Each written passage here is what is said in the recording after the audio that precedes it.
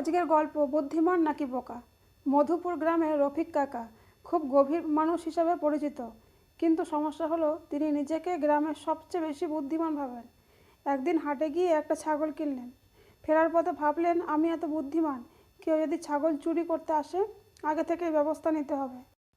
তাই তিনি ছাগলের গলায় একটা কাগজ ঝুলিয়ে দিলেন। তাতে বড় করে লিখলেন, এই ছাগল খুব অসুস্থ, চুরি করলে বিপদ। রফিক কাকা মনে মনে খুব খুশি, এইবার দেখি কে চুরি করে। পরদিন সকালে উঠে দেখেন ছাগল নেই। গলায় ঝোলানো কাগজটা মাটিতে পড়ে আছে, আর তার নিচে আরেকটা কাগজ, তাতে লেখা, চিন্তা করবেন না কাকা, আমি ডাক্তার, চিকিৎসার জন্য নিয়ে গেলাম।